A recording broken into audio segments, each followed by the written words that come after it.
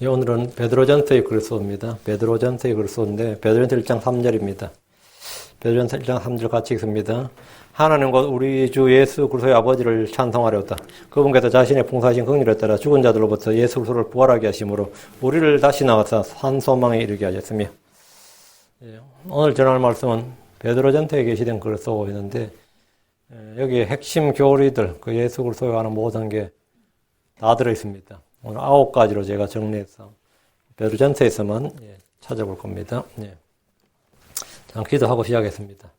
위대하시고 거룩하신 주 하나님 감사합니다. 하나님께서 도우셔서 이 시간 주의 책에 기록된, 주의 성경에 기록된 주 예수 그리스도를 볼 수 있기를 원합니다. 저희 눈을 열어주시고 또 마음을 열어주시고 깨닫는 영, 주님께서 지혜와 계시 영을 충만케 해주셔서 주의 법에서 나온 놀라운 것들을 늘 보도록 도와주시옵시고 주께서 감추어진 모든 부하들을 저희가 얻게 하시고 찾게 해주시옵소서. 사랑하는 아버지 하나님께서 이 시간 말씀을 전할 때 주께서 온전히 말씀해 주시고 듣는 모든 혼들이 주의 말씀을 받아서 믿음과 결합하게 하시며 마음에 이 말씀을 간직하고 쌓아두게 하시고 또 마음에 숨겨두고 이 말씀으로 살아가도록 도우시옵소서. 주님을 늘 영화롭게 하게 하시고 주님을 기쁘시게 할 뿐 아니라 모든 성도들이 주를 기뻐하고 즐거워하는 성도 되도록 인도해 주시옵소서. 전능하신 주 하나님, 이 교회에 줄 서는 모든 혼들, 또 이 말씀을 듣는 모든 혼들이 참으로 주님을 더욱 사랑하고 또 주님께 더욱 사랑받는 주께 호의를 입고 긍휼을 얻고 은혜를 받는 그런 성도들이 되게 해주시옵소서. 감사드리며 주의 이름으로 기도합니다. 아멘. 성경은 창세기부터 계시록까지 모두 주 예수 그리스도에 관한 증언으로 되어 있습니다. 성경의 주인공은 예수 그리스도입니다. 성경의 저자는 성령이다. 성경의 저자는 하나님이다. 알죠? 믿음의 창시자 할 때 창시자가 저자 author입니다. 믿음의 저자가 예수님입니다. 믿음은 말씀을 통해서 오니까 말씀의 저자가 예수님이라고 해요. 그래서 그 성경은 예수 그리스도에 관한 증언으로 되어 있는데 창세기부터 계시록까지 어느 책을 펴도 그 책의 주인공은 주 예수 그리스도입니다. 그 예를 들어서 욥기의 주인공은 욥이 아닙니다. 욥기의 주인공은 욥이 아니라 주 예수님입니다. 다니엘서의 주인공은 다니엘이 아니라 주 예수님입니다. 에스더서의 주인공은 에스더가 아닙니다. 주 예수님이에요. 룻기는 룻에 관한 기록이 아니라 룻을 구속하신 예수 그리스도가 주인공이고 주제입니다. 성경 66권은 모두 다 주 예수 그리스도에 관한 기록이고 구속하신 예수 그리스도, 예수 그리스도에 관한 기록이고 증언입니다. 모세가 기록한 모세오경은 모세 자신에 관한 기록이나 증언이 아니라 주 예수 그리스도에 관한 기록입니다. 그래서 주께서 요한복음 5장 46절에 너희가 모세를 믿었더라면 나를 믿었으리니 그는 나에 대하여 기록하였느니라. 모세는 모세는 나에 대하여 기록하였느니라. 모세 오경은 창세기, 출애굽기, 레위기, 민수기, 신명기는 예수 그리스도에 관한 기록이다 이 말입니다. 그러면 우리가 창세기, 출애굽기, 레위기, 민수기, 신명기를 읽을 때 예수 그리스도에 관한 기록으로 읽느냐 아니냐, 이건 성경을 제대로 읽느냐 안 읽느냐, 이거에 결판이 나는 거죠. 요한복음 5장 39절 성경 기록들을 탐구하라. 너희가 그것들 안에서 영원한 생명을 얻는 줄 생각하느냐. 그것들은 나에 대하여 곧 나에 대하여 증언하는 것들이니라. 성경 기록들을 탐구하라 그랬어요. 이때 예수님 당시의 성경 기록들은 구약 성경 39권입니다. 그것들은 나에 대하여 증언하는 것들이니라. 그 구약 성경 전체는 나에 관한 증언들이다 인 거죠. 성경 기록들은 주 예수 그리스도에 관한 증언들입니다. 주 예수 그리스도를 증언하고 있습니다. 주 예수님께서 부활하셨을 때 제자들에게 성경 기록에 대해서 이렇게 말씀하셨습니다. 누가복음 24장 44절 또 그분께서 그들에게 이르시되 내가 여전히 너희와 함께 있었을 때에 너희에게 말한 말들과 모세 율법과 대언자들의 글과 시편에 나에 관하여 기록된 모든 것이 반드시 성취되어야 하리라. 모세 율법 대언자들의 글 시편 이랬는데 이게 이 구약을 세 부분 나누는 게 율법 대언자들의 글 시편입니다. 구약 성경이에요. 기본적으로 성경은 주 예수 그리스도에 관한 기록이라는 사실을 잊어서는 안 됩니다. 그래서 우리는 성경 각 권에 게시된 그리스도를 공부해야 되고 성경 어디를 펴서 보더라도 거기에서 그리스도 예수를 발견하고 찾아야 됩니다. 이 부분에서 이제 M.R. 디안이라는 분이 쓴 책 중에 제목이 하나가 창세기에 게시된 그리스도 이런 책이 있어요. 우리 한국 출판에서 여러 곳에서 번역됐습니다. 창세기의 초상환가 이런 제목은 약간 다른데 창세기에 게시된 그리스도, 창세기의 초상화 그리스도, 이런 식으로 여러 출판사에서 이 번역이 됐어요. 근데 이제 이 부분에 제일 유명한 책은, 캐나다의, 목사 이름 모르겠네요. 캐나다의 아주 유명한 목사님 계세요. 그분은 구약 전체를 성경 각 권에 게시된 그리스도라는 책을 이만큼 두껍게 한 20몇 권을 쓴 책이 있어요. 창세기부터 말라기까지 전체 성경 각 권에 계시된 그리스도. 이게 뭐냐면 성경은 기본적으로 주 예수 그리스도에 관한 기록이라는 사실을 근거로 그걸 바탕으로 책을 집필한 거죠. 그러니까 우리도 이 성경 읽을 때 이 성경 각 권을 읽을 때 그 각 권에 계시된 그리스도를 공부해야 되고 이 성경 어디를 펴서 보더라도 거기에서 그리스도 예수님을 발견하고 찾아야 됩니다. 주 예수님이 선명하게 계시던 것도 있지만 많은 부분에서는 감추어져 있습니다. 그래서 우리는 숨은 보화를 찾듯이 그분을 찾아야 됩니다. 잠언 2장 4절에 은을 구하는 것 같이 그것을 구하고 감추어진 보화들을 찾는 것 같이 그것을 찾으면 우리가 성경 읽을 때도 뭘 할 때 은을 구하는 것 같이 감추어진 보화들을 찾는 것 같이 구하고 찾아야 된다는 거예요. 우리는 성경 어디를 펴더라도 주를 누려하는 것을 깨닫고 하나님 아는 것을 발견하게 됩니다. 그래서 예수님 안에 감추어진 지혜와 지식의 보화를 찾을 수 있습니다. 하나님께서 고레스에게 이사야 45장 3절에 보면 내게 어두움의 보화와 은밀한 곳에 감추어진 재물을 주어 내 이름으로 너를 부르는 나하고 주가 이스라엘의 하나님인 줄을 내가 알리라. 여러분, 내게 어두움의 보화와 은밀한 곳에 감추어진 재물을 주겠다 했어요. 성경을 부지런히 읽고 상고한 이들에게 주님께서 풍부한 지혜와 계시형을 그에게 주십니다. 오늘 우리는 신약 성경에서 매우 짧은 한 권의 책인 베드로전서, 이 베드로서, 요한 1, 2, 3서, 유다서, 요한 1, 2, 3, 이게 전부 다 짧은 서신서들이죠. 여기를 펴서 이제 예수 그리스도에 대해서 공부할 겁니다. 이는 다른 성경을 읽거나 공부할 때도 이렇게 그리스도를 중심으로 읽고 공부하고 연구하라. 이런 뜻으로 오늘 그 샘플 본보기를 오늘 보여주는 겁니다. 성경을 어떻게 읽고 어떻게 공부하는가 방법을 제가 보여주려고 오늘 이렇게 제목을 잡은 거예요. 베드로전서의 그리스도 이렇게. 그냥 아무 생각 없이 그냥 성경 읽지 말고 그리스도를 발견하기 위해서 읽고 공부하십시오. 성경에 나오는 권면의 말씀은 그리스도의 권면으로, 성경에 나오는 명령 그리스도의 명령으로, 성경에 나오는 책망 그리스도의 책망으로, 성경에 나오는 약속들은 다 그리스도의 약속으로 읽으면 은혜가 더 풍성하고 생명이 더 넘치게 됩니다. 자, 그럼 베드로전서를 보겠습니다. 자, 여러분 주보 펼치면 됩니다. 첫째, 우리의 소망인 그리스도의 부활입니다. 첫째는 부활의 그리스도. 베드로전서 1장 3절입니다.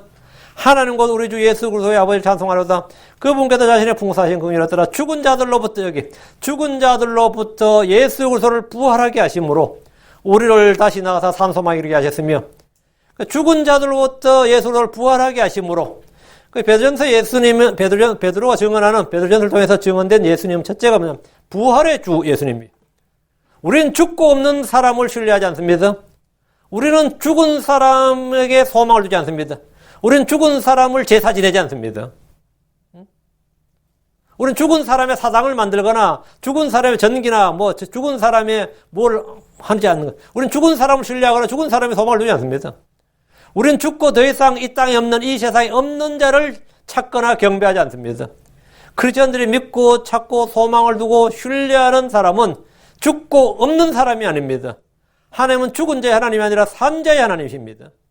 예수 그리스도는 죽은 자들 가운데 계시지 않고 살아계신 분입니다. 무덤들 가운데 계신 분이 아닙니다. 땅 속에 계신 분이 아니에요. 무덤에서 나오신 분, 땅에서 나오신 분입니다.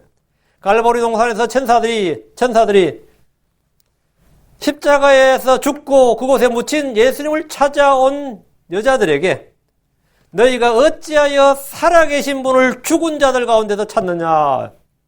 살아계신 분을 죽은 자들 가운데서 찾느냐? 찾을 수 없는 거죠. 무덤들 가운데는 예수님이 없다 이거예요. 죽은 자들 가운데는 예수님이 없다고. 너희가 어찌하여 살아계신 분을 죽은 자들 가운데서 찾느냐? 주 예수님은 죽은 자들로부터 일어나셨습니다.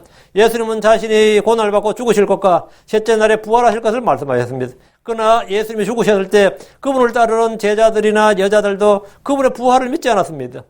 심지어 제가 볼 때는 마리아도, 예수님의 모친 마리아도, 예수님 모친 마리아나 예수님 사랑했던 막달라 마리아나 요한과 야고보의 어머니나 딸로메나 누구도 그분의 부활을 믿지 않았어요. 이 복음서에 예수님의 부활을 믿었던 사람은 옥합을 곁들인 향유를 부은 여인입니다. 예수님은 그 사람이 예수님의 죽음과 장사 진행을 미리 준비했고 아마 그 여자 한 명만 믿었던 것 같아요. 사도들 12는 다 믿었고 당연히 다 믿었어요. 예수님 다른 여자들도 안 믿었습니다. 그래서 주의 첫날 아침에, 이른 아침에 향품을 들고 예수님의 무덤을 찾아온 겁니다. 그들은 죽은 예수님 시체를 찾아온 거예요. 죽은 시체를 찾아온 거였지 살아계신 분을 찾아온 거 아닙니다. 그들은 무덤에 누워있는 장사 지낸 바 된 그 죽은 예수님을 찾아왔습니다. 안식일이 지나고 주의 첫날 이른 아침에 그분의 무덤에 찾아온 여자들에게 천사들이 말했습니다. 마태복음 28장 6절에 그분은 친히 말씀하신 대로 일어나셨으므로 여기 계시지 아니하니라.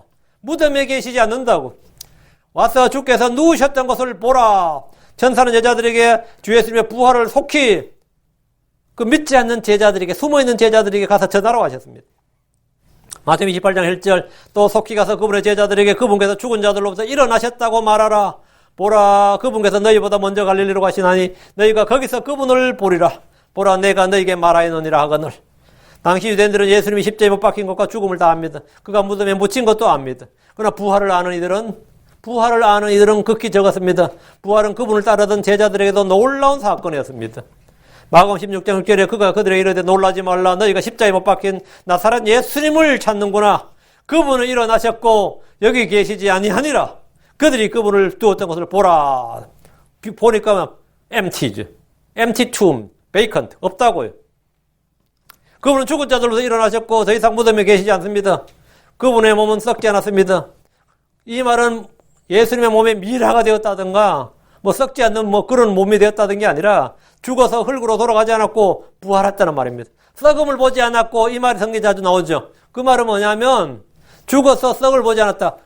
왜 안 썩었어요? 예수님의 몸이 특수한 재질이라서 그런 게 아니라 부활하셨기 때문에 이 말입니다. 썩음을 보지 않았다, 이 말은 항상 부활을 증언하는 말입니다. 그분은 부활하였다, 이 말을 썩음을 보지 않았고 이렇게 표현하는 거예요. 그래서 그분은 죽어서 흙으로 돌아가지 않았고 그분은 썩음을 보지 않았고 부활했다는 거예요. 주께서 갈릴리에 계실 때 이미 자신의 죽음과 부활을 말씀하셨습니다. 누가복음 24장 6절에 그분은 여기 계시지 아니하고 일어나셨느니라. 그분께서 아직 갈릴리에 계실 때 너에게 어떻게 말씀하셨는지 기억하라. 그분이 갈릴리에 계실 때 너에게 어떻게 말씀하셨느냐. 고난을 받고 죽었다가 셋째 날에 부활한다고 말씀하셨다고요. 갈릴리에서부터 그렇게 말씀하셨어요. 십자가에 죽으시는 그날도 그렇게 말씀하셨고, 주님은 자신이 말씀하신 대로, 대언자들이 말한 대로, 성경에 미리 기록된 대로 이 말씀을 기억하는 것, 이 기억하는 게 뭐냐? 믿음입니다. 주의 말씀을 기억하라고. 예수는 죽은 자들로부터 부활하셨습니다. 부활은 우리의 소망입니다. 우리는 모두 죽게 될 자들이기 때문에, 한 번 죽는 것은 사람들이 정해진 것이기 때문에 죽고 썩어서 없어져 버리면 아무것도 아니죠. 부활은 우리의 소망이라고. 죄로 인해 죽을 수밖에 없는 사람들에 있는 유일한 소망은 부활입니다. 그래서 성경은 부활을 산 소망, 복된 소망, 영광스러운 소망이라고 합니다. 예수님은 사망을 이기고 죽은 자들로부터 일어나셨습니다. 그분은 땅에서 나온 첫 열매입니다. 그분은 잠든 자들의 첫 열매다. 죽은 자들의 첫 열매라고. 고린도서 15장 10절에 그러나 이제 그리스도께서 죽은 자들로부터 일어나서 잠든 자들의 첫 열매가 되셨도다. 잠든 자들의 첫 열매가 되셨도다. 죽은 자들 가운데서 산자가 나왔다고. 땅 속에서 사람이 나왔어요. 땅 속에서 시체가 나온 게 아닙니다. 땅 속에서 산 사람이 나왔다고. 살아있는. 근데 그 산 사람도 모태소에서 나온 그런 아기로 나온 게 아니라, 땅 속에서 그 미라가 나온 게 아니고, 강씨가 나온 게 아니에요. 땅 속에서 유령이 나온 게 아닙니다. 땅 속에서 영광스러운 몸을 입은, 영적인 몸을 입은 사람이 나왔어요. 그래서 땅에서 일어난 사람, 땅이 소출을 내듯이 말이에요. 땅 속에서 땅이 소출을 내듯이, 열매를 내듯이 땅에서 사람이 나왔다고. 왜? 성령, 우리가 하나님의 씨, 말씀의 씨, 그 씨를 갖고 죽었기 때문에, 그 묻혀서 그 씨를 품고 있는 우리가 몸이 죽으면 뭐가 되는 거죠? 그 씨가, 그게 부활이에요. 그래서 우리는 죽으면 그 죽는 게 아니라 우리는 그 전부 다 다시 새 생명을 가지고 나온다고. 새 생명을 가지고 나온 새 사람이 나온다고. 새 사람. 죽은 대로 죽은 모습으로 나오는 게 아니라, 죽었을 때 그 몸이 아니라 새 사람으로 나온단 말이에요. 왜? 하나님께서 영이요 생명 그 말씀의 씨앗을 우리 속에 두셨고, 예수 그리스도가 바로 하나님 씨단 말이죠. 그래서 우리는 그 죽은 자들로 일어났고 땅에서부터 나왔다. 땅에서부터 나왔단 말이죠. 그 주 예수는 죽은 자들로 부활하셨다. 잠든 자 첫 열매가 됐다. 예수님은 잠든 자들의 첫 열매, 성령의 첫 열매, 창조물 중의 첫 열매, 부활의 첫 열매입니다. 하나님은 예수를 부활하게 하심으로 우리를 다시 나가서 산소망 이루게 하셨다. 산소망, 리빙 호프. 우리는 산소망을 가졌다. 산소망을 가졌다. 그분의 부활이 없었다면 성경은 헛소리에 지나지 않고는 종교서적에 불과합니다. 그분의 부활이 없다면 우리의 선포하는 것도 헛되고 우리의 믿음도 헛것입니다. 성경은 또 그리스도께서 이렇게 해주지 아니하셨으면 너희의 믿음이 헛되고 너희가 영원히 너희 죄들 가운데 있으며 따라서 그리스도 안에서 잠든 자들도 멸망하였느니라 했습니다. 그리스도는 뭐냐? 부활하셨습니다. 주님께서 부활의 주 예수 그리스도다. 둘째, 우리의 보상이신 주 예수 그리스도의 재림입니다. 자, 베드로전서 1장 7절입니다. 1장 7절. 베드로는 그분의 고난과 부활의 증인으로서 그분의 나타나심, 그분의 재림에 대해서 기록하고 있습니다. 7절.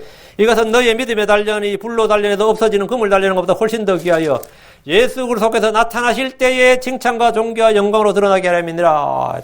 예수께서 나타나실 때에, 이 말이 뭐냐? 주의 재림 때에, 이 말이에요. 예수께서 나타나실 때에. 이 말은 부활하신 후에 하늘에 오르신 주 예수님의 재림을 말합니다. 주의 재림은 자신의 성도들을 위해서 오시는 것. For his saint. 성도들을 데리러 오시는 거죠. 예수님께서 이 땅에 오신다. 뭐하러? 자신의 성도들을 데리러, 자신의 성도들을 위해서 오시는 거예요. 자신 성도들을 위해서 옵니다. 예. 자신의 성도들을 위해서 오시는데, 이건 공중재림이라고 합니다. 그리고 자신의 성도들과 함께, with his saint. 자신의 우리를 위해서 데리고 올라가셔야 자신의 성도와 함께 올 수 있는 거죠. 공중재림과 지상재림, 이렇게 둘로 나누어집니다. 이것도 구분 못한 사람들 많습니다.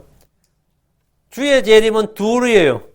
자신의 성도들을 데리러 오시는 것과 자신의 성도들과 함께 오는 겁니다. 함께 오는 것. 주께서 오셔서 먼저 우리를 이 땅에서 데리고 저 하늘로 가십니다. 그리스도께서 오시는 이날, 그리스도 안에서 잠든 자들이 부활하는 날입니다. 이 날이 그리스도 안에서 잠든 자들이 부활하는 날이, 땅이 뭐라고요? 예, 열매를 내는 날이라고. 땅에서 생명이 솟아난 날이라고. 이 땅의 무덤들이 열리고 눈 깜짝할 사이에, 눈 깜짝할 순간에 죽은 자들이 새 몸을 입고 변화되어서 저 하늘로 끌려 올라가서 주를 만납니다. 이 땅의 산 자들도 순식간에 공주로 끌려 올라가서 주를 만나게 됩니다. 이것을 휴거라고 합니다. 휴거와 부활은 동시에 일어납니다. 예수께서 오시는, 이 땅에 나타나시는 그 날이, 예수께서 공주 내려오시는 그 날이에요. 예수께서 나타나실 때에 이 땅에서 고난과 시험을 받은 성도들은 칭찬과 존귀와 영광을 들어합니다. 이것은 성도들이 받을 보상에 관한 것입니다. 그날 우리 몸은 그리스도와 같은 형상, 같은 모습으로 변화됩니다. 각 사람은 좋은 것이든 나쁜 것이든 자기가 행한 것에 따라 자기 몸 안에서 이루어진 것들을 받습니다. 이것은 그리스도 심판서에서 받는 보상입니다. 주께서 보라, 내가 속히 오리니 내가 줄 보상이 내게 있어 각 사람에게 그의 행위에 따라 주리라.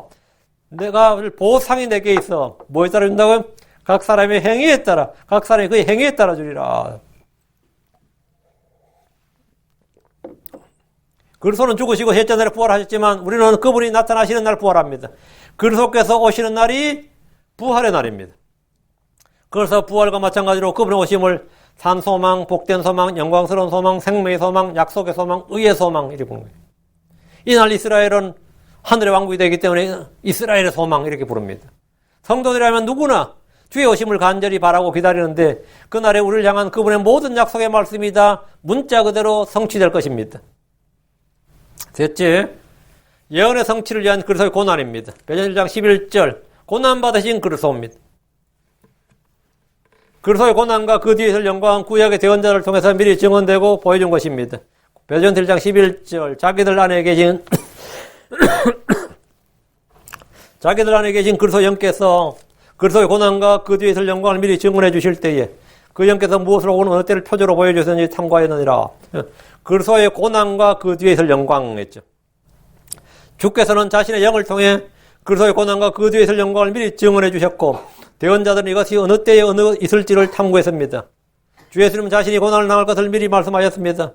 주님은 제자들에게 자신이 받게 될 고난에 대해서 구체적으로 가르치셨습니다. 마태복음 8장 11절, 또 그분께서 사람의 아들이 반드시 많은 일들로 고난을 당하고 장로들과 수제사장들과 서기관들에게 버림받아 죽임을 당하며 사흘 뒤에 다시 일어날 것을 그들에게 가르치기 시작하되, 여러분, 반드시 많은 일들로 고난을 당하고 버림받아 죽임을 당한다. 고난받고 버림받고 죽임을 당한다. 그리고 사흘 뒤에 다시 일어난다. 그게 부활이죠. 그러니까 주 예수님의 고난은 성경에 미리 기록된 겁니다. 주 예수님은 갈릴리에서부터 죽기 직전까지 고난과 영광, 즉 십자가와 부활을 가르치셨습니다. 이것은 구약 성경에 미리 기록된 것들입니다. 마가복음 9장 12절에 그분께서 그들에게 대답하여 이르시되 사람의 아들에 대하여는 기록된 바 이 말 구약 성경에 기록된 바 이 말이에요. 그가 반드시 만일들로 고난을 당하고 멸시를 당하리라 하였느니라. 그 메시아가 고난을 받고 멸시를 당한다는 것은 구약 성경에 미리 기록된 것이다 이거예요. 그러니까 후대의 사람들이 꾸며낸 이야기가 아니고 신격화한 것도 아니고 미리 기록된 거라고요. 미리 기록된 것은 조작이 불가능합니다. 미리 기록된 것은 조작이 불가능해요. 세상 어느 종교 경전도 미리 기록된 건 없어요. 종교 창시자 사후에 기록되었지 어떤 종교 경전도 그 종교 창시자 이전에 기록된 건 없다고. 근데 유일하게 성경은 예수님 오시기 전에 성경 대부분이 기록되어 있습니다. 그럼 신약 성경이 뭐냐? 그 구약 성경의 기록의 성취라는 걸 지금 그 예언의 성취라는 걸 확인하는 거예요. 뭐 새로운 내용이 아니라 확인하는 거라고. 기록된 바 그가 반드시 이 말씀 주목하시고 주 예수님이 고난을 당하시고 멸시를 받고 이 세대에게 버림을 받은 일은 선택사항이 아니라 반드시 일어날 일입니다. 이것은 후대에 꾸며낸 이야기가 아니라 미리 기록된 역사입니다. 프리리튼 히스토리라고요.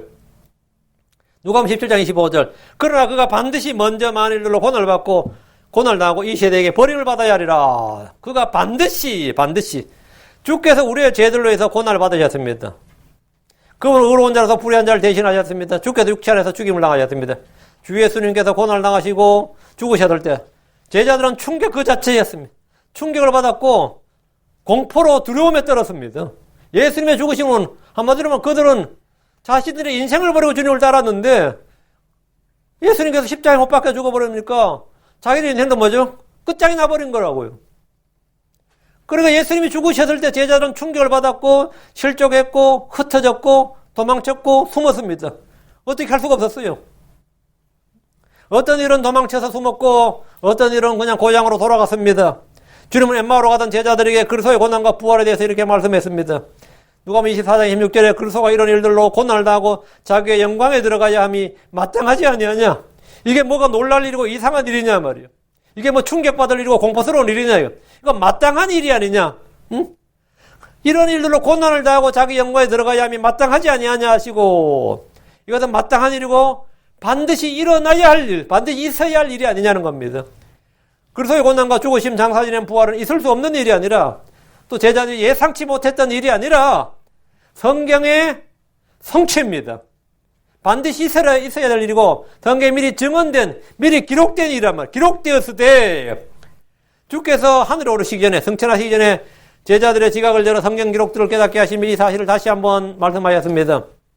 누가복음 24장 46절에 또 그들에게 이르시되 이같이 기록되었은즉 이같이 그리스도가 고난을 받고 중요한 이겁니다. 이같이 기록되었은즉 기록이 없는데 고난을 받았으면 진짜 난감한 이야기예요.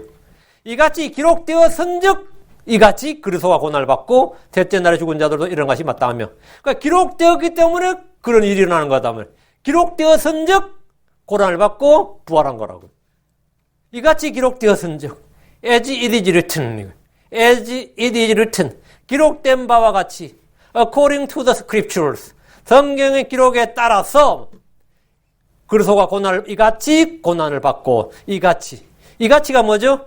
기록된 것과 같이 미리 증언된 그대로 미리 말한 대로 이같이 그리스도가 고난을 받고 셋째 날에 죽은 자로 일어난 것이 마땅하며 왜? 성경 기록은 당연히 성취되어야 되니까 깨어지거나 떨어질 수 없는 거니까 그리스도께서 받으신 고난을 생각해 보십시오. 그분은 죄가 없는 분이십니다. 해가 없으신 분입니다. 거짓이 없는 분입니다. 교활함도 없으시고 간사함도 없으시고 회전하는 그림자도 없는 분입니다. 그런 분이 우리를 대신해서 죄가 되시고 저주가 되셔서 미리 기록된 대로 죽으셨어요. 고난을 받으셨습니다. 핵심은 이 모든 일이 하나님께서 자신의 거룩한 대언자들을 통해서 뭐 했다? 대언자의 입을 통해 미리 보여주신 일들이고 미리 기록된 것이란 겁니다. 그래서 사도행전 3장 18절에 그는 하나님께서 자신의 모든 대언자들의 입을 통해 미리 보여주신 일들, 미리 보이신 그 일들, 꼭 그 속에도 고난당하신 일들을 이같이 성취하셨느니라. 그 속에도 고난당하신 일들은 하나님께서 자신의 거룩한 대언자를 통해서 뭐라고? 미리 보여주신 일들이었단 말이죠. 조금도 이상한 일도 아니고 놀랄 일도 아니고 그건 당연한 일이고 일어나야 될 일들이었다 이거예요. 그리스도의 고난 받으신 그리스도, 그게 성경 기록대로 고난을 받으시고, 자, 지금 이게 지금 베전서에 게시된 그리스도예요. 넷째, 우리를 구속하시는 그리스도의 피입니다. 베전 1장 18절 19절. 성경의 핵심 기초 교리가 여기 싹 다 나와요. 그리스도론에 관한 모든 게 다 나온다고. 1장 18절 19절입니다. 그리스도의 피는 우리의 구속을 위한 피입니다. 그분의 피는 우리의 죄를 깨끗하게 했으며 씻었으며 제거했습니다. 18절 19절 너희가 알거냐 너희 조상들로부터 전통으로 물려받은 너희 헛된 행실에서 너희가 구속받은 것은 의나 금같이 썩을 것으로 된 것이 아니요 오직 흠도 없고 점도 없는 어린 양의 피 같은 그리스도의 보배로운 피로 된 것이니라. 예수님은 자신의 피로 우리를 죄에서 구속하셨습니다. 율법의 저주에서 우리를 구속하셨습니다. 율법 아래 있는 자들을 구속하셨습니다. 율법의 저주에서 우리를 구속하셨습니다. 구속이란 뭐냐? 구속하셨다는 말이 뭐죠? 리뎀션이었다. 리뎀션이라는 게 뭐냐? 이게 뭐냐? 예수님께서 값을 치르고 사셨다. 예수님께서 무엇을 값을 치르고 돈 주고 사신 건 아니잖아요. 자신의 피를 주시고 사셨다.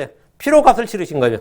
우리가 값없이 얻는 모든 것, 우리가 값없이 얻는 구원, 값없이 얻는 은혜, 값없이 얻는 생명, 뭐 값없이 얻은, 우리는 영적인 모든 값없이 얻었는데 그냥 공짜로 주어진 것이 아니라 주께서 값을 치르셨기 때문에 우리가 값없이 얻는 겁니다. 우리는 값없이 얻고 주님은 값을 치르셨어요. 주님은 자신의 피를 통해서 죄의 삭을 지불하셨습니다. 율법의 저주를 담당하셨습니다.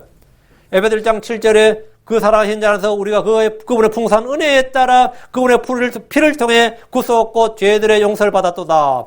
그분의 피를 통해 구속이 뭐라고요? 값을 치르시고 그분의 피를 통해 값을 치르시고 이 말. 우리말로 구속 이런 데 있으니까 요즘 한자 세대가 아닌 사람들은 대체 이게 구속이 뭐 우리를 구속한다 이게 속박 반디지 뭐 이런 뜻을 받아들이버려 완전 황당하게 된 거고요.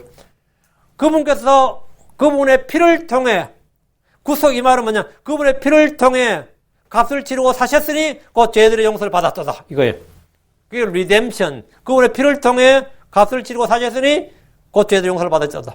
그분의 피를 통해 그 죄들의 용서를 받았다. 여기서 구속이란 말인데 그분의 피를 통해 값을 치르셨으니 이게 구속이. 값을 치르셨으니 이게 뭐라고요? 한자어로 이제 구속, 리뎀션. 우리에게 값을 치르신 그리스도의 피다 이 말입니다. 구속의 피란 말은 그 말이에요. 우리는 그분이 값주고 사신 그분의 소유입니다. 나의 몸과 나의 영은 더 이상 나의 것이 아닙니다. 예수님의 피를 통해 우리는 죄들의 용서를 받았습니다. 예수님의 피를 통해 우리는 죄들로부터 씻음 받았습니다. 예수님의 피를 통해 우리는 하나님과 화평을 이루고 화해를 이루었습니다. 예수님의 피를 통해 모든 불법으로부터 구속받고 정결하게 되었습니다.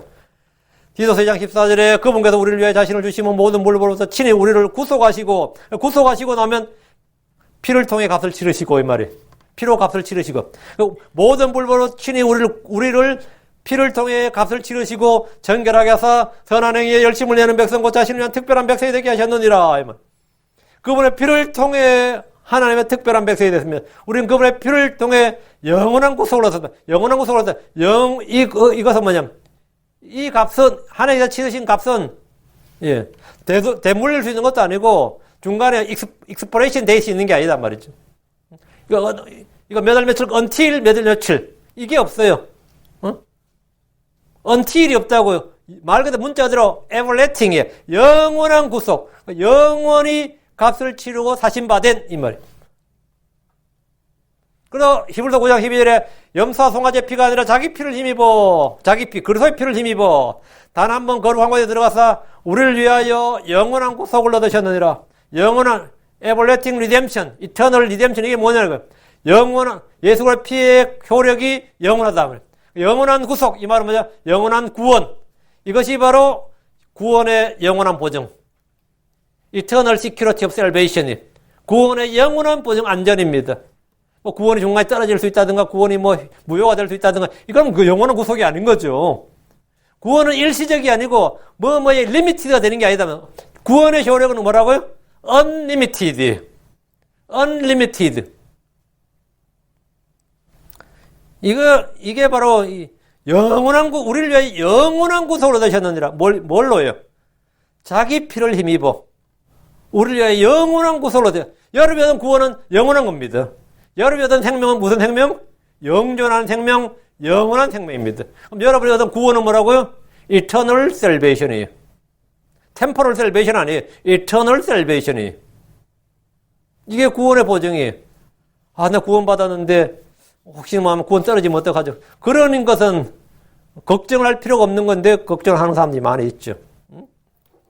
그런 건 없어요. 예수 그리스도의 피는 그리스도의 우리를 구속하는 피, 값을 치르고 사신 피다. 영원한 구속의 피다. 했습니다. 다섯째, 우리의 희생물이 되신 그리스도입니다. 베드로 2장 5절. 여러분 나중에 체크를 해놓으시기 바랍니다. 베드로 2장 5절. 그리스도께서 우리를 위해 희생물이 되심으로 우리는 그분을 통해 영적 희생물들인 거룩한 제사장이 되었습니다. 베드로 2장 5절. 너희도 살아있는 돌들로서 영적 집으로 건축되고 예수를 통해 하나님께서 받으실 만한 영적 희생물을 드리는 거룩한 제사장이 되었도다. 영적 희생물을 드리는 거룩한 제사장이 되었도다. 자, 구약에서 제사장을 레위지파만 될 수 있습니다. 그것도 레위지파 중에서 레위지파가 다 되는 게 아니에요. 아론의 직계 자손만 될 수 있습니다. 그렇죠? 레위지파가 성막을 섬기고 제사장 직분은 아론의 계열에 따라서 하면 돼요. 그게 영원한 규례예요. 근데 지금 이 본문에 따르면 뭐라 되어 있어요? 우리가 뭐라고요? 제사장이 되었다잖아요. 그 예수를 통해 하나님께서 받으실 만한 영적 희생물 드리는 거룩한 제사장이 되었도다. 우리는 이 구절 읽을 때 그를 통해서 우리가 살아있는 돌들이었다, 영적으로 건축되었다, 영적 희생물 드리는 거룩한 제사장이 되었다. 이렇게 세 가지 사실을 이 본문에서 볼 수 있습니다. 5절에서. 그렇죠? 세 가지 기록되어 있는데, 그럼 우리는 성경 읽을 때 이제 여기서 그치면 안 되고, 이 말씀을 통해서 우리가 무엇이 되고, 우리가 어떻게 되었느냐, 그 감사한 일이죠. 그것만 성경에서 놀라운 일이고, 이 말씀을 통해서 우리를 위해서 주님께서 무엇이 되시고, 우리를 위해서 무엇을 하셨는가, 우리를 위해 무엇이 되시고, 무엇을 하신 예수 그리스도를 볼 수 있어야 됩니다. 그 성경을 제대로 읽는 거예요. 우리가 살아있는 돌들이 된 것은 그분께서 기초석이시고, 영적 반석이란 뜻입니다. 그분이 우리의 영적 반석이란 말이죠. 그분은 모퉁이 돌이고, 우리의 헤드스톤, 코너스톤 앤 헤드스톤. 그분은 우리의 모퉁이 돌이고, 머릿돌입니다. 우리의 영적 집으로 건축되는 것은 주께서 그분의 집이기 때문입니다. 그 머릿돌이고, 건축자들이 버린 돌이 모퉁이 돌이 되고, 그분은 우리의 머릿돌이 됐다. 그리고 반석이 됐다. 기초는 우리는 예수 그리스도 외에 다른 기초가 없다 그랬죠. 기초가 됐다. 예수님이 이제 리빙스톤, 산돌이시죠.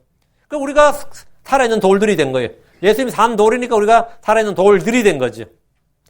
예수님이 산돌이 되니까 우리가 살아있는 돌들이 됐다. 제가 여기서 큰 감명을 받아서 우리 아들 이제 동주가 뱃속에 있을 때 태어나면 이 아이의 이름은 돌돌이라 지으리라 이랬어요. 얘는 근데 우리 집 사람이 하도 반대를 해가지고 그러면 안 된다 그러고 교회에서도 그 욕먹는다, 애들한테 놀림 받는다, 돌돌이 뭐냐, 그는 뭐 돼지 이름이다 그러고 하도 그래가지고 제가 그때 설가서 결국은 동주로 지은 거예요. 동주는 이제 우리 집 사람이 지은 이름이지. 워크 위드 갓 해서 이제 에낙에서 에녹이죠. 근데 미국이 얼마나 타락했는지요. 이 미국 애들이 에녹이라는 이름을 몰라요. 얘가 기독교 국가인데. 근데 에녹이라는 사람 아는 걸 어떤 흑인 아저씨가 아들 이름 에녹이라 그러니까 그 창세기를 딱 인용하더라. 에녹이 그가 더 이상 세상에서 보이지 아니하니라. 하나님께서 그를 데려가셨으면 이걸 다 아는 거예요. 내가 깜짝 놀랐어요. 그냥 성경을 제대로 안 해였어요. 그런 이제 근데 본래는 제가 이름이 본래는 돌돌이 돼야 되지. 돌돌이 돼야 되는데 이게 이 깊은 뜻을 아는 사람이 참 드물어. 내가 돌돌이라 그러니까 막 교회 자매들도 막 우리 집에서는 그러면 우리 돼지들 돌돌이라 그런다 그러고 막 이러면서 윤형제 그러면 안 된다 그러고 막 이래가지고 제가 동주 된 거예요. 안 그랬으면 그냥 돌돌이 된 거지. 주님이 우리 돌이 되셨다. 우리의 돌이 되셨다. 여러분 돌이라는 이름이 없는 게 아닙니다. 예를 아인슈타인 있죠. 아인슈타인도 3 원스톤이라도 아인이 원이고 스타인 그게 돌이 스테인이 돌입니다. 독일어로 아인슈타인도 돌이고 한국에도 일석 이런 뭐 한돌 백석이 뭐 백석대학도 있는데 백석이 장면에 백이 흰백자고 돌석대 백석대학교 백석중학교 그런 거 있던데 백석재단 그것도 흰돌 백석 지금 병원도 있을 거예요. 그것도 그 기독교 재단에서 흰돌한테 나온 거고 돌 굉장히 많습니다. 이희승 박사도 아마 호가 일석이었던가 그렇고 돌이 굉장히 뭐 여러분이 그렇게 하는 거 아니지. 예. 그렇다고 뭐 살아있는 돌한다고 한자로 생석 이렇게 좀 그렇잖아요. 돌돌이 그건 낫지. 예, 예. 여기 유명 선교사 중 데이빌 리빙스톤이라는 사람도 있고, 여기서는 뭐 리빙스톤이라 좀 흔한 것 같고요. 어쨌든 간에, 우리가 살아있는 돌들이 되었다. 이 말은 뭐냐? 그분께서 뭐라고요? 산돌이신 분이고, 기초서이고, 모퉁이돌이고, 머릿돌이고, 반석이다. 이 말이죠. 우리가 영적 집으로 건축되었다. 이 말은 뭐냐? 주께서 뭐다? 성전이시고, 그분의 집이시다. 이 말이죠. 주 예수님의 몸이 주님의 성전이에요. 우리가 제사장이 되었다. 이 말은 뭐죠? 예수님께서 뭐다? 영원한 대제사장이다. 이 말이. 그러니까 우리의 어떠하시면 모두 다 그분의 어떠하신가 뭐가 돼 있다? 연관되어 있어요. 그분과 떨어진 우리는 상상할 수 없다. 그분과 우리는 모두 함수 관계가 있다고. 함수 관계가 있어요. 당연히 있지. 그러니까 우리가 뭐가 되었다는 말은 주님이 우리를 위해서 무언가 되셨다. 우리를 어떻게 하셨다. 그러니까 우리는 항상 거기에 초점을 맞추는 거죠. 응? 우리가 구원받았다 그러면 주님이 우리의 구원자가 되셨다 이 말이지. 그 모든 건 그리스도의 초점을 맞춘다. 이게 그리스도 중심, Christ-centered mind. 이게 뭐냐면 그리스도의 마음이에요. 너희가 이 마음을 품을지니 너희 안에 그리스도의 생각, The mind of Christ를 너희가 같이 지니고 있느니라 할 때 너희가 그리스도의 마음을 지니고 있다. 그리스도의 마음이 뭐냐? 모든 걸 그리스도 중심으로 생각하는 거예요. 이게 크리스천의 사고방식이에요. 뭐 다른 거 없어요. 그리스도 중심으로 생각하는 그런 사고방식을 가진 사람. 어떤 사람은 돈을 중심으로 생각하는 모든 거를.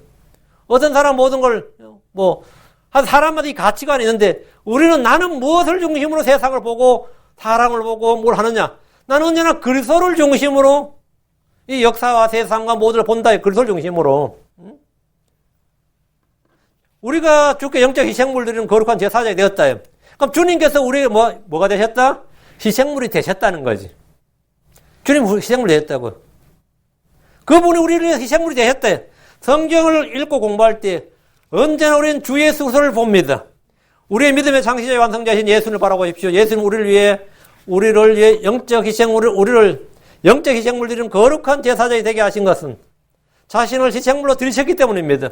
율도 9장 26절에 그랬더라면 그분께서 반드시 세상 창건 이래로 자주 고난을 당하셨어야 할 것이라. 그러나 이제 세상 끝에 그분께서 단 한 번 나타나사 자신을 희생물로 드려 죄를 제거하셨느니라.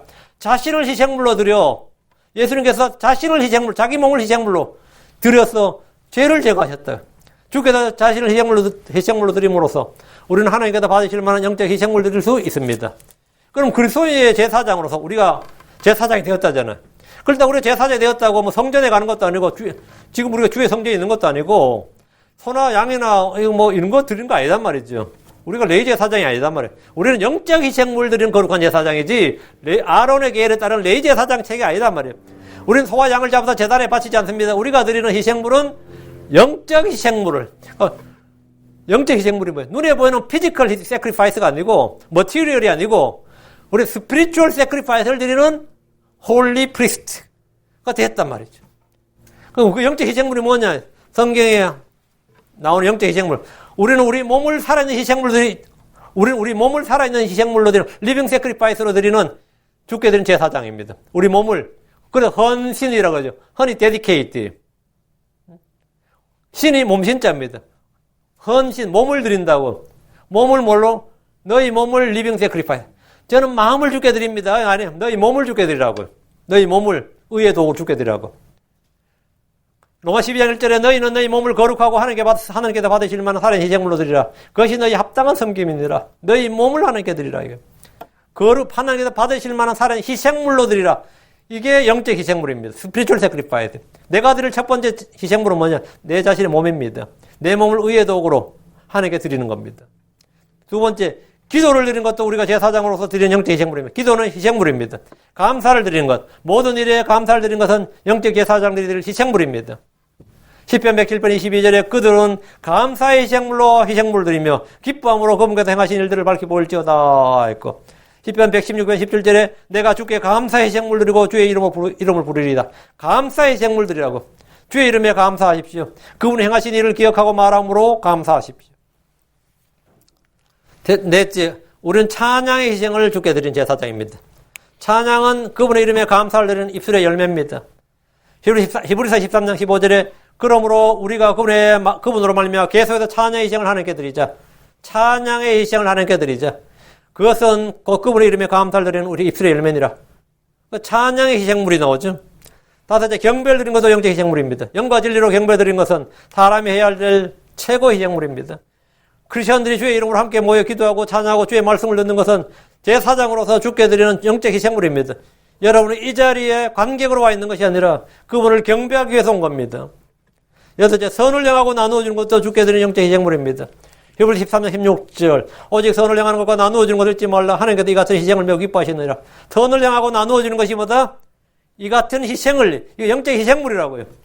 이 시대에 이 땅에 사는 우리의 정체성은 영적 희생물 드리는 거룩한 제사장입니다. 이게 우리의 정체성이, 우리의 그 아이덴티티라고. 나는 뭐냐? 영적 희생물 드리는 거룩한 제사장. 나는 지금 영적 희생물 드리는 거룩한 제사장이에요. 여러분은 모두 다 제사장입니다. 여러분은 모두 영적 희생물 드리는 거룩한 제사장이라고요. 예수님께서 우리를 영적 희생물 드리는 거룩한 제사장이 되도록 우리를 위해서 희생물이 되셨습니다. 고린도서 5장 7절에 우리의 유월절 어린 양곡 그리스도께서 우리를 위하여 희생물이 되셨느니라. 우리를 위하여 희생물이 되셨느니라. 예수님이 희생물이 되셨기 때문에 우리가 영적 희생물 드리는 거룩한 제사장이 된 겁니다. 주께서 우리를 위해서 뭔가 하시면, 또는 우리를 위해서 뭔가 되시면 우리는 그대로 됩니다. 주께서 우리를 위해 희생물이 되시면 우리는 그분을 위해 희생물을 드릴 수 있게 됩니다. 히브리 10장 12절에 오직 이 사람은 죄들로 인해 한 희생물을 영원히 드리신 뒤에 하나님 오른편에 앉으셨느니라. 이 사람은, 예수님은 말이에요, 죄들로 인해 한 희생물을, 자기 자신의 몸을 영원히 들이셨다. 영원히 들이셨다. 여섯째, 우리의 본이 되신 그리스도입니다. 베드로전서 2장 21절. 참으로 너희가 심지어 그 일을 위해 부르심을 받았나니 그리스도께서도 우리를 위해 고난을 당하심으로 우리에게 본을 남기사 너희가 자신의 발자취를 따라오게 하셨느니라. 그리스도께서 우리를 위해 고난을 당하심으로, 이게 우리의 본을 남기사. 고난의 본이다 말이죠. 주님은 고난을 당하셔서 우리에게 본을 남기셨습니다. 주 예수님 우리의 본이 되신 분인데 그분은 모든 말과 행실에서 본이 되셨습니다. 그분은 우리가 살아야 할 삶의 본이십니다. 인격의 본이십니다. 주께서 나를 따르라고 하신 것은 그분이 우리의 본이 되셨기 때문입니다. 나를 따르라. 주 예수님은 고난의 본이 되셨습니다. 그분은 순종의 본이 되셨습니다. 그분은 자기 부인의 본이 되셨습니다. 주님은 기도의 본이 되셨습니다. 심한 울부짖음과 간구로 그랬죠. 기도의 본이십니다. 그분은 희생의 본이 되셨습니다. 그분은 인내와 오래 참으심의 본이 되십니다. 그분은 섬김의 본이 되셨습니다. 그분은 사랑의 본이 되셨습니다. 그분은 제자를 사랑하시되 끝까지 사랑하시니라. 사랑의 본이다. 그분은 용서의 본이 되십니다. 모두를 다 용서하셨다고. 그분은 모든 것의 본이다. 주 예수 모든 것 우리의 본이 되신 분인데 주께서 행하신 일은 우리에게 본을 남기셔서 우리가 뭐라고요? 자신의 발자취를 따라오게 하셨다고. 우리가 예수님 발자취를 따라오게. 그다 follow me. 그리고 너희도 그와 같이 행하게 하려고 주님께서 이런 일을 행했다는 거예요. 행하라고 본보기를 주셨다는 거죠. 요한복음 13장 15절에 내가 너에게 행한 같이 너희도 행하게 하려고 내가 너에게 본보기를 주었느니라. 내가 너에게 행한 것 같이 너희도 행하게 하려고.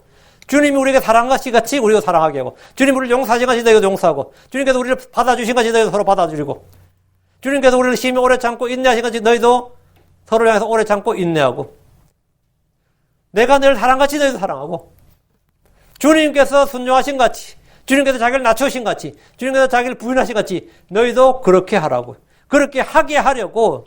그러니까 주님 행하신 일은 뭐라고? 너희도 행하게 하려고 내가 너에게 본보기를 주었느니라.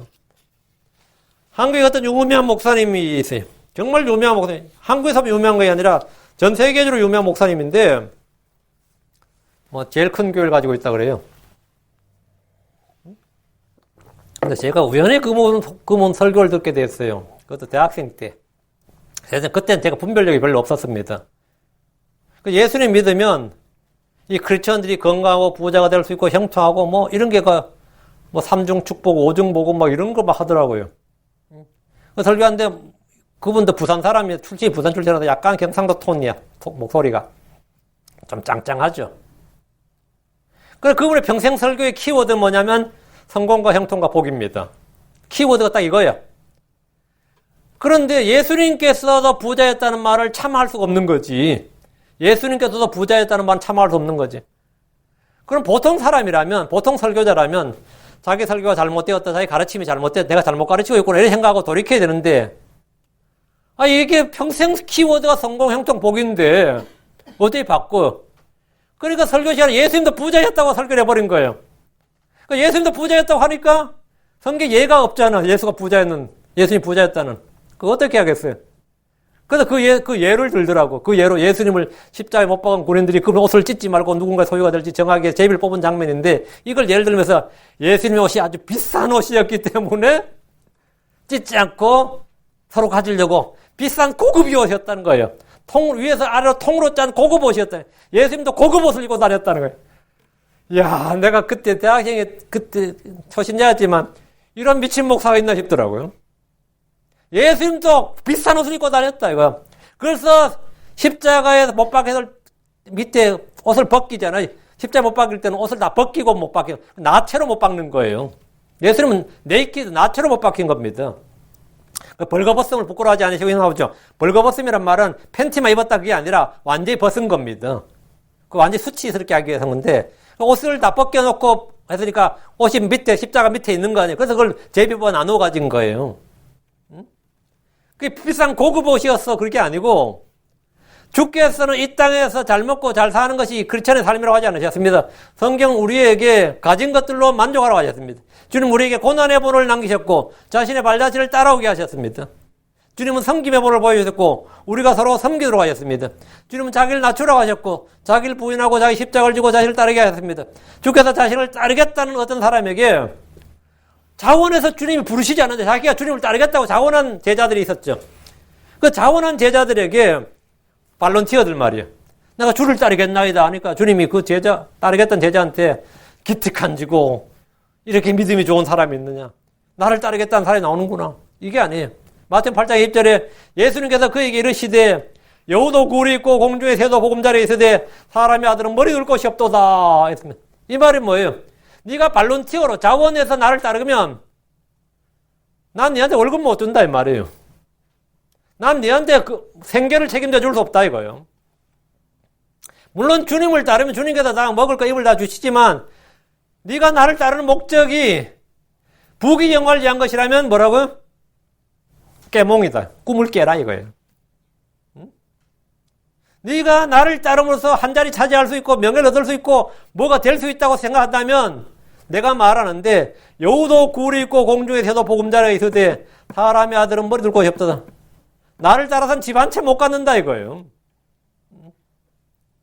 사람의 아들은 머리 둘 곳이 없도다. 이 말은 그분의 제자가 될 때 이 땅에서 얻을 보상이 전혀 없으며 가난과 고난이 따를 것임을 말합니다. 그러면 그 사람 따르겠어요? 안 따르겠어요? 어이, 뭐 안 따르죠. 나는 예수 따르면 그래야 될 줄은 상상도 못했다고. 난 그리스도에 대해서 이런 삶일 줄은 상상도 못했다고. 그건 미리 말해줘야죠. 예수 믿는다고 인생 확 펴는 거 아니라고. 예수 믿으면 성경대로 살고자 하면 고난과 핍박이 따른다고요. 주께서는 자기를 따르는 사람들이 받게 될 고난과 멸시를 미리 말씀해 주셨습니다. 잘 계산해보고 미리 잘 계산해보고 결정하라 이거예요. 신자가 되는 데는 조건이 없어요. 모두 나에게 오라 이거예요. 모두 다. 제자가 되는 데는 뭐라고요? 자기를 부인하고 자기 십자가를 지고 따라야 된다. 이건 계산해보라 이거예요. 앉아서 계산해보라고. 마태복음 10장 25절에 제자가 자기 스승처럼 되고 종이 자기 주인처럼 되면 그에게 족하도다. 그들이 그 집 주인을 바알세부비로 하였거든 그의 집안에 속한 자들은 얼마나 더 심하게 하겠느냐. 제자가 자기 스승처럼 되고 종이 자기 주인처럼 된다. 그럼 내가 그리스도의 종이다. 내가 그리스도의 제자라면 자기 스승처럼 자기 주인처럼 된다. 어떻게 되는 거죠? 십자가에 못 박혀야 된단 말이에요. 고난과 멸시를 당해야 된다. 예수님이 바알세부비라는 소리 들었다면 지금 우리가 소위 말해서 예수님의 제자, 예수님의 종, 그리스도 제자지만 요즘 말로 말하면 뭐죠? 예수빠야. 요즘 사람들이 그 빠라는 말 쓰더라고. 열렬히 팬들 있죠?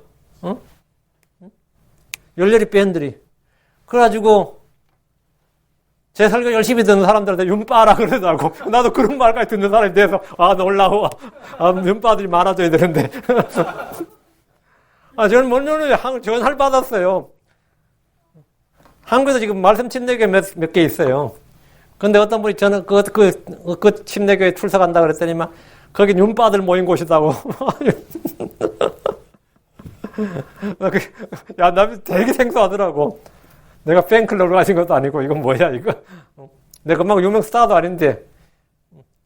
저도 그래요. 누가 우리 교회에 뭐 말씀 집례 이름 붙이겠다 하면 제가 제일 황당한 거예요.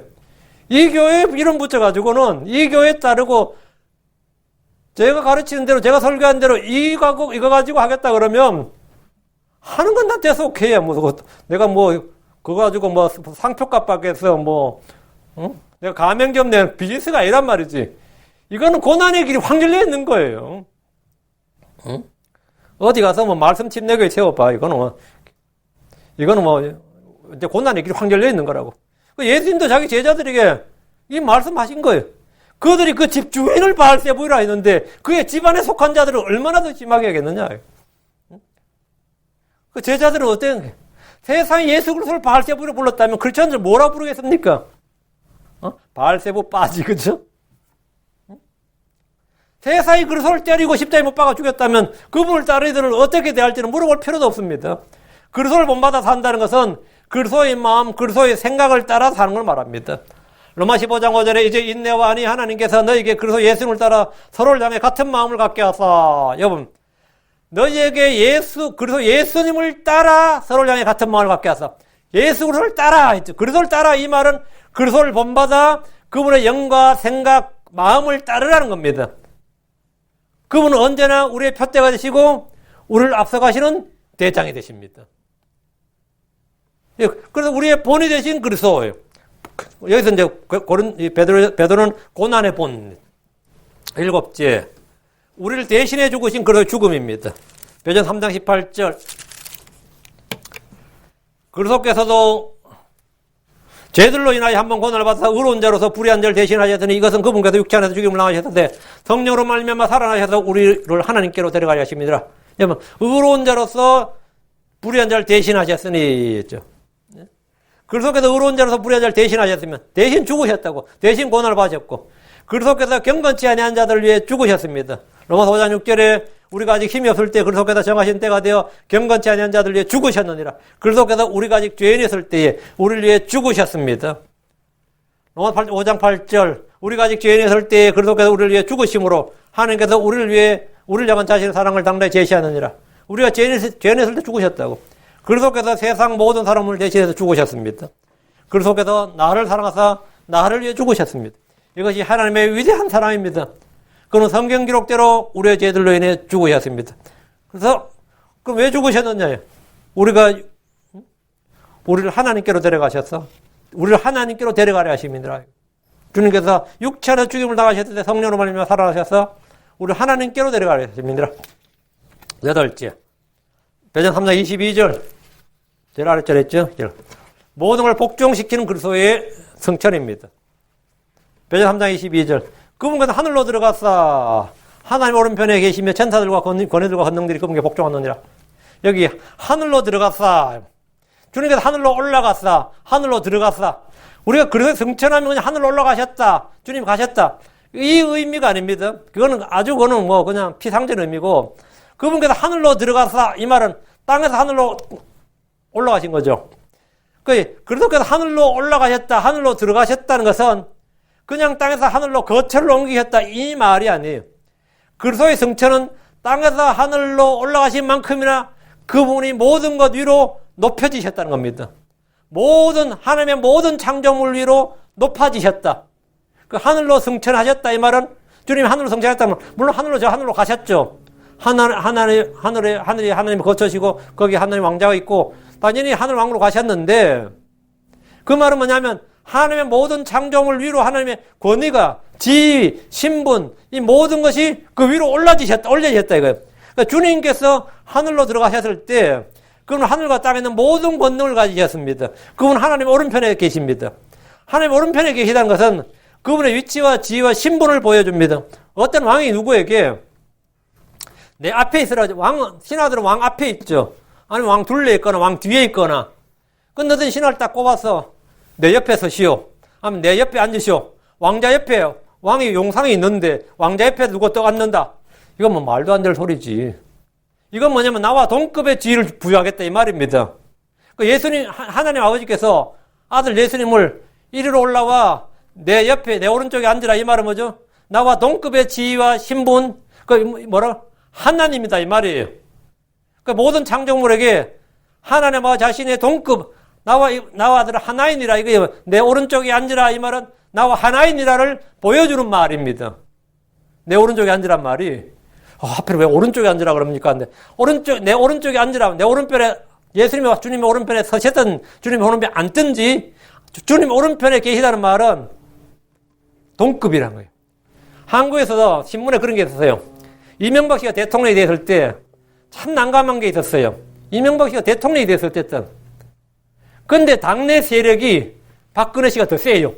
대통령은 이명박 씨인데 그 이명박 씨가 속한 당의 힘은 박근혜 씨가 더 센 거야. 그 신문에 뭐라 썼냐면 이명박 대통령 옆에는 박근혜가 더 앉아있다 이랬어요. 그 이명박 씨가 5년간 통치를 하는데 자기보다 더 권력이 막강한 초는 거의 동급인 박근혜가 또 앉아있는 거예요. 다음 대통령이 될 사람으로 이미 찍혀있는 거예요. 물론 자기는 그렇게 하고 싶다. 그래서 이 사람이 어떻게 하든 그 세력을 쳐내기 위해서 5년을 해서도 안 됐어요. 그 결국 박근혜 대통령 됐었지. 박근혜가 대통령이 됐지. 뭐 결과는 안 좋았지만. 근데 그때 사람들이 쓴 표현이 뭐냐면 이명박은 말이 대통령이지만 오른쪽 옆에 또 박근혜가 있어서 어렵다. 그래서 오른쪽에 누가 있었다고? 박근혜가 있었어. 그게 일반적인 용법이야. 저 사람 말이 왕이지. 저 사람 뒤에는 뭐 수렴청자 누가 있다 이 말은 뭐죠? 그 사람 꼭두가시라는 뜻이죠. 그 일반 용어로 뭐 어린애가 왕이 되면 왜 뒤에 수렴청자 하는 사람이 있잖아요. 응?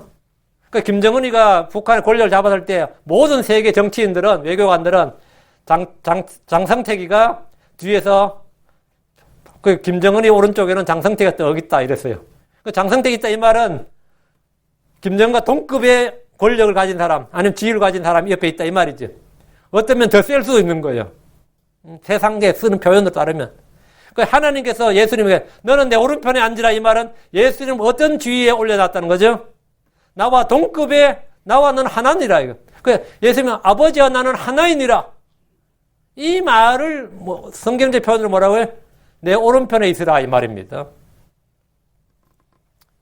그 하나님 오른편에 계시다는 것은 예수님 하나님 오른편에 계시다는 것은 그분의 위치와 신분과 지위와 권능과 그 authority 권위와 하여튼 모든 걸 다 보여주는 한마디예요. 한마디야.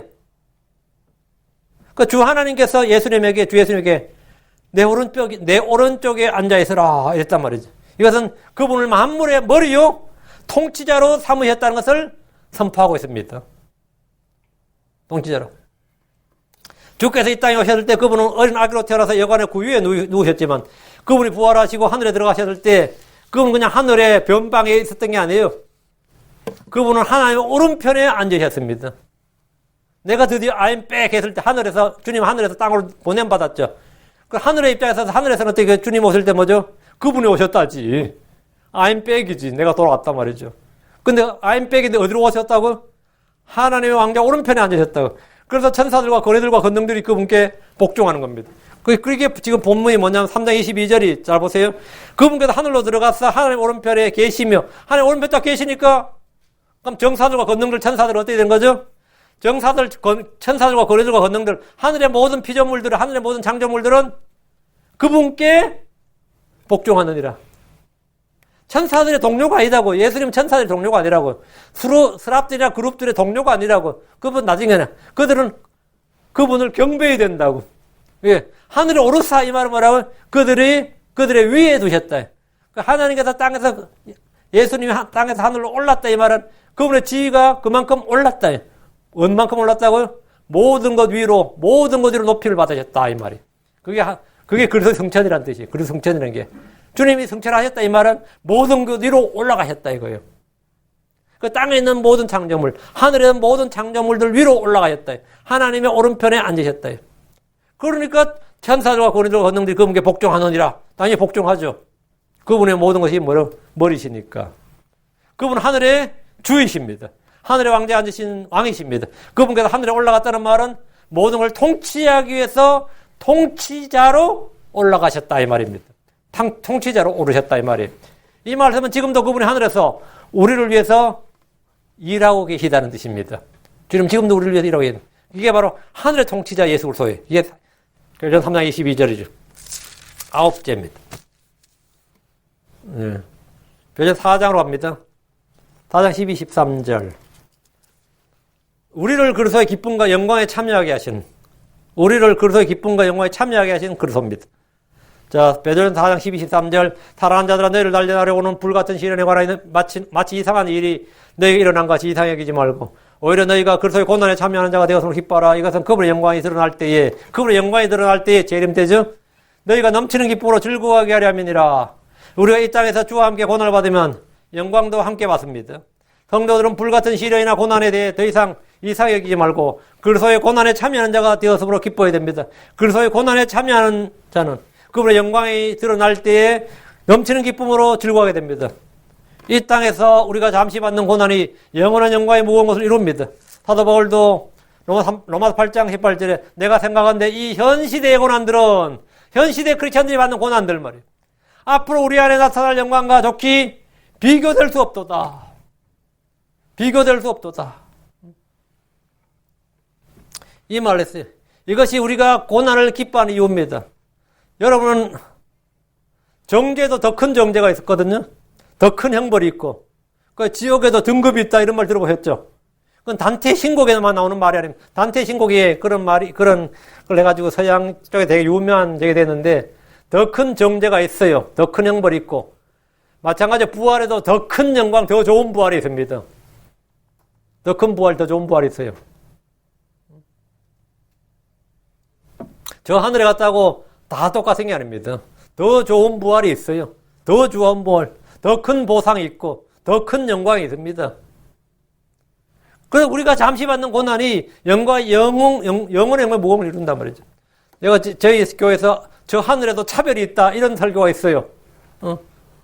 그거 한번 궁금하시면 새로 찾아서 들으시기 바랍니다. 차별이 있다. 이거. 부활의 몸에도 영광이다. 별과 별의 영광이 다른 같이. 우리 부활도 그러하도다. 부활도 그렇다고요. 부활도 그렇다고.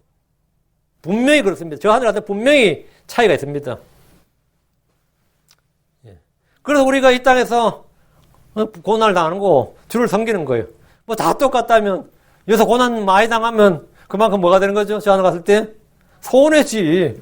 맨날 맥주 마시고, 뭐 도박하고, 놀다 온 크리스천하고, 주를 위해 평생 섬기다 온 사람이 똑같은 관을 쓰고 똑같은 보살을 받는다면, 그건 공의로운 하나님이 아니죠. 또 이게 사회주의 사상에 빠져서 평등 사상이 하나님께서, 아닙니다. 하나님은 사회주의자가 아니에요. 하나님은 공산주의자 아닙니다. 하나님은 각 사람이 일한 대로 보상을 주신다. 각 사람이 자기 몸 일한 대로 그 행위에 따라 보상을 주시는 거지 다 똑같이 주시는 거 아닙니다. 여러분이 이 주를 섬기는 일이나 우리가 이 킹덤 선교를 믿고 왜 좁은 길을 가느냐 이거예요. 우리는 더 큰 보상, 더 큰 영광이기 때문입니다. 이렇게 안 하고 장로교도 하고 선봉교도 하고 얼마든지 교회 얼마나 많아 이게. 지금 이 건물에 교회 3개 있습니다. 요 옆에도 교회 있고 저쪽에도 교회 있고 교회 요 앞에도 교회 있고 교회가 얼마나 많아요. 왜 우리가 이 바른 진리를 찾고 항상 이 말씀에 따라서 왜 우리는 파울 반칙하고 싶지 않다 이거예요. 하나님의 규칙대로 하나님의 법대로 주를 섬겨야 되지 법대로 경계하지 않으면 상을 얻지 못한다잖아요. 그럼 평생 주를 섬기고 상을 얻지 못하면 어떻게 되는 거야? 완전 인생 망한 거지. 난 그렇게 되고 싶지 않습니다. 자, 마태복음 5장 10절 기뻐하고 크게 즐거워하라 하늘에서 너희 보상이 크니라. 그들이 너희 전에 있던 대언자들과 같이 핍박하였느니라. 그러니까 이 땅에서 주를 위해서 핍박받는 거, 고난받는 거 이건 뭐라고? 기뻐하고 크게 즐거워하라고. 너희 보상이 크니라. 큰 보상을 받는다고. 그냥 보상을 받는 게 아니라 이런 사람들은 큰 보상을 받아요. 의로 인하여 핍박을 받는 자들은 복이 있습니다. 주 예수로 인하여 누군가 나를 욕하고 핍박하고 대적하며 거짓으로 온갖 종류의 악한 것을 말할 때 복이 있습니다. 저는 저를 욕한다는 사람 이야기 들을 때 전 전혀 바더링이 안 돼요. 처음에 제가 이 믿음이 약할 때 누가 욕한다고 하면 그 인간은 참 하나님께서 손 좀 봐주셨으면 했어요. 진짜로. 하나님께서 손 좀 하나님께서 그 인간 그런 소리 못하도록 폰을 좀 봐주셨으면 했어요. 지금은 안 그렇습니다. 아, 나도 드디어 이 고난의 표를 받는구나, 이거요. 이거 참 감사하고 기쁜 일이다. 감사하고 기쁜 일. 누가 나를 욕하고 핍박하고 대적하며 거짓으로 온갖 종류 악한 것을 말할 때, 유언비어 버티고 헛소리하고 거짓말할 때 말이죠. 전 전혀, 그게 전혀 저한테 이제 트러블도 안 되고 바더링도 안 돼요. 전혀 그게, 요즘은 스탑 버깅 미 그런 게 없다고. 나 괴롭히지 말라고 하지 않는다고. 그건 나에게 전혀 괴로움이 아니에요. 그 웃고 말 일이지. 그 사람이 또 그런 말도 했냐고. 그런 소리도 들리고. 그런 게 오히려 아무것도 아닙니다. 크게 기뻐하고 크게 즐거워하라잖아요. 기뻐하고 크게 즐거워하라. 여러분들도 이 예수 믿는다는 이유로 말이죠. 아니면 이 말씀 침례교회 뭐 이단이라 그러고 이 교회 뭐 킹제임스 성경 킹거린다 그러고 뭐 독립 침례교회는 독침을 가진 놈들이라 그러고 나는 그 윤상복 이제 윤빡 아니라 그러고 뭐 별의별 소리 나올 때 여러분들은 전혀 그것이 이게 뭐 2단이 3단이 그 전혀 문제될 거 없습니다. 여러분 전혀 문제될 거예요. 여러분 스스로 여러분 자신이 이성적으로 생각을 해서 알고 여러분 양심이 알고 여러분 안에 있는 성령의 증언에 따라서 이것이 진리다. 이건 아는 거예요, 그냥. 그건 뭐 남의 증언을 받을 필요 없어요. 어느 뭐 유명한 목사, 어느 유명한 교단, 어느 유명한 신학자가 그 교회 이단 아니다, 이단이다. 그런 판단을 받을 필요가 없다고. 그 목사 이상한 목사다. 그런 건 전혀 신경 쓸 일이 아니야. 나는 하나님의 말씀을 전하고 있고 하나님의 말씀을 가지고 우리 살고 있다 이거예요. 그건 아무것도 아니에요. 그건 온갖 종류 악한 것을 말할 때 뭐가 있다? 고난이 많겠네요. 아닙니다. 복이 있습니다. 복이 있어요. 여러분은 그런 거 할 때 복이 있어요. 복이 있다고. 여러분 환경이 어쩔 수 없는 환경에 놓일 때 그건 저주가 아니에요. 고난이에요. 여러분 하나님께서 그걸 감당할 힘을 주시는 겁니다. 감당할 수 없는 시험은 없습니다. 그걸 감당하게 하시는 거예요. 감당하게 하신다고. 은혜를 주시든지 복을 주시든 힘을 주시든 하여튼 감당하게 하신다고. 그걸 믿고 그냥 나가면 돼. 우리는 이기는 자입니다. 주 예수로 인하여 아니면 이 성경으로 해서 아니면 교회로 인하여서 아니면 무슨 진리로 인해서 내가 믿는 믿음으로 해서 누군가가 나를 자꾸 핍박하고 자꾸 거슬리고 대적하고 여기는 왜 크리스마스 안 지키냐 그러고 부활절은 왜 안 지키냐 그러고 뭐 별의별 이야기 있죠. 우리 주보 첫 페이지가 이 주보 첫 페이지에 걸려 실족한 사람 많이 있습니다. 주보 첫 페이지 때문에 뭐 이거 우리 교회에서 어떤 분이 이게 주보 첫 페이지 좀 바꿔달라 그랬어요. 이거 말씀 침례교회는 그 있죠. 그 특히 세 번째 유대인들의 규례와 전통 로마 캐톨릭이나 교회 사람들이 만든 전통 안식일 준수, 음식 규례, 절기 준수, 크리스마스, 이스터, 사순절, 추수감사, 유아세례, 사도신경, 축도, 성직자 체계를 배척하고 요 세 번째 건 좀 뺐으면 실족하지 말라고. 이게 우리의 정체성입니다. 이게 우리 교회의 정체성이에요. 이거 안 한다고 뭐 두 번 왔다 간 분도 있고 이거 읽고 실족한 분 되게 많아요. 우리는 킹제임스 성경을 유일한 하나님의 말씀을 믿는다. 이 말에 그냥 하들짝 놀라가지고 그런 분도 있어요. 베드로서 5장 10절 그러나 모든 은혜의 하나님과 그리스도 예수를 통해 우리를 부르사 자신의 영원한 영광에 이르게 하신 분께서 너희가 잠시 고난을 받은 뒤에 너희를 완전하게 하시고 굳건하게 하시며 강하게 하시고 정착시키시리라. 너희가 잠시 고난을 받은 뒤에 열이 받는 고난은 오래도록 그렇지 않습니다. 잠시 고난을 받은 뒤입니다. 고난은 잠시입니다. 우리는 이 성경을 통해서 어디서나 그리스도를 발견할 수 있다 그랬죠. 우리가 고난을 받는다. 그럼 고난을 받으신 예수 그리스도를 생각하면 됩니다. 그리고 고난에 참여자가 되고 그분의 고난에 함께 참여한 자 되고 그분이 나타날 때 그분의 영광에 참여한 자가 된다. 우리 어디서나 그리스도를 기억할 수 있습니다. 그리고 우리는 그리스도를 발견할 수 있어요. 오늘 총 9가지를 했는데 이 9가지는 우리 성경 전체의 기초가 되는 겁니다. 예, 기초가 되는 거래. 예. 뭐 그리스도의 죽음, 그리스도의 성천, 우리의 본이 되신 그리스도, 다음 그리스도 우리 희생물이 되신 그리스도, 우리 대신 고난, 다음 우리 구속하신 그리스도. 이 집 전부 다 차례대로 좀 쫙 보시면 전부 다 이게 전부 다 가장 기본적인 성경적 교리단 말이죠. 그리스도의 부활부터 시작해서 9가지를 전했는데 그리스도의 부활, 그리스도의 고난, 그리스도의 죽음, 그리스도의 보상, 그리스도의 영광, 그리스도의 예, 재림, 다음 우리에게 주실 보상까지 이 모든 걸 여러분이 잘 살펴보시고 또 이 말씀을 통해서 마음을 새롭게 하고 앞으로 성경 읽을 때 이 성경 구절 속에서 이 그리스도와 나를 연관시켜서 읽는 그걸 발견하는 그런 성도 되기 바랍니다. 그리스도 없이 홀로 우리 그리스도 없는 나는 없어요. 나는 언제나 그리스도 통해서 그리스도와 함께 언제나 그리스도와 함께 이 관계를 릴레이션이 맺어져 있지. 그게 크리스천입니다.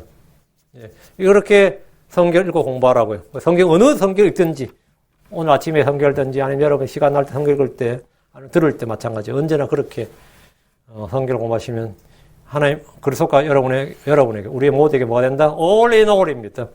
모든 것 안에 모든 것이 되십니다. 그리스도가 모든 것 안에 모든 것이. Christ is all in all. All in all입니다. 기도하겠습니다.